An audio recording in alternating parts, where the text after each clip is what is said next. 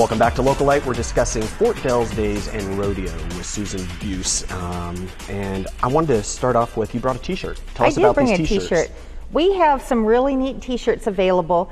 They're for sale at the Chamber of Commerce right now, and it says Rough and Wild, which is the theme for the rodeo. And on the back it says, I got rough and wild at the Fort Dalles Rodeo and Fort Dalles Days. So cool. It's a chance for people to turn out, be a supporter. The money goes to help pay for the events that we're putting on, and it's an opportunity to show your community support. Awesome. And be a little bit of rough and wild. A little rough and wild. I like it. So you said you can get those at the Dalles Chamber? Yes. Okay. And they're how much?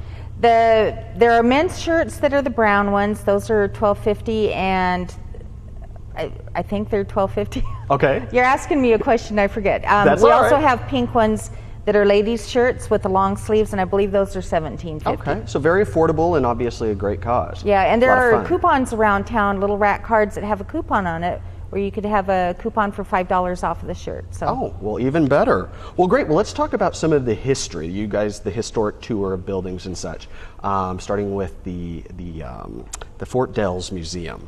What's that about? The Fort Dalles Museum is going to be doing their annual Family Fun Day, and it's a great time, especially to bring the kids. They're going to be having the covered wagon demonstration there, showing kids how pioneer life used to be done. They're going to be having free wagon rides back and forth to the Rorick House, which is the oldest residence here in the Dalles. And it's actually right now Anzac Tea Parlor. It's right next to Anzac. No, the Rorick House is up on West 13th Street. Oh. And it is the oldest residence. When they did a little bit of work on it some years ago, they found newspapers in the walls that were dated 1850. Really? So it dates from 1850. The fort was built in 1846. Oh my Or gosh. 1856. So wow. Those are a couple of the historic buildings on the National Register of Historic Places. Family Fun Day up at the fort is going to include stick horse races with Wonderworks. There's the Pioneer Home Show and Craft Fair. We're going to be having the Columbia Gorge Fibers Guild spinners going to be doing spinning demonstrations. We're going to have farm animals up there that you can talk to people about, little goats and chickens and all sorts of fun family activities all that to kind do. of stuff kids love. Yeah, and a lot of it is a lot of the activities during the 10 days are going to be free for families. That's great. We want to stress that we're working really hard to make this accessible to families with kids and get kids exposed to the history and enjoying that.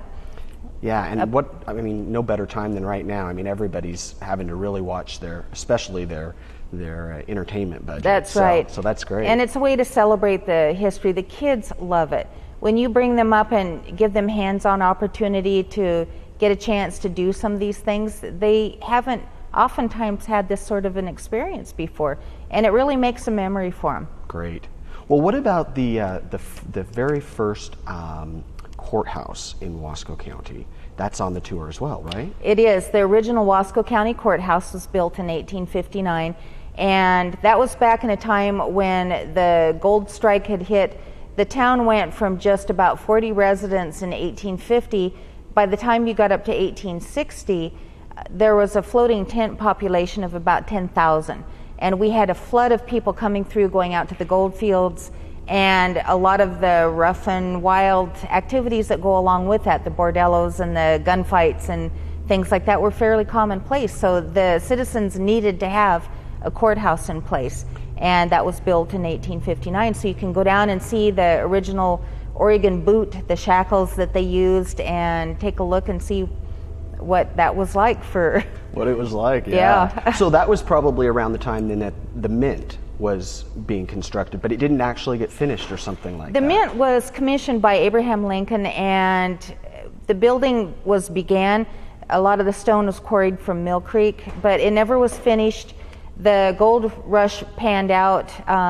The gold fields came up and weren't producing like they had been. And then the superintendent who had been nominated to head that up was killed in a shipwreck at sea before he got to the job, and they just ended up deciding to not have the Mint located here. Okay. I believe that was the one they moved to Denver. So. Okay. And then the second courthouse. And then I understand there's also a personal tie-in with something that occurred there. Yes, the second courthouse was built because the first one was not strong enough to actually keep the prisoners in. They would get out occasionally, and it wasn't big enough to accommodate. So they built the second courthouse, which is now the home for Clock Tower Ales. Ooh. And that was the site of the last public execution in the state of Oregon. There was a hanging there. And my grandfather was a young boy at the time, and he witnessed that. So, wow. So he enjoyed going out and taking part in all the historic things that were happening at the time. Wow, that would be really something to experience. Yeah. I don't know that I'd want to experience it, but what about... My thought was his mother didn't know he was there. Yeah, probably. What about the Fire Department Museum? The Fire Department Museum's open in City Hall, and that's open for people to just walk in and see Monday through Friday. But on Saturday, July 17th, the volunteer retired firefighters are going to be in there talking to people about the museum artifacts. There's a fire pumper there that has been used here in the Dalles since 1859. Neat. And these things aren't just antiques, they're artifacts, they're relics, and it's a wonderful museum.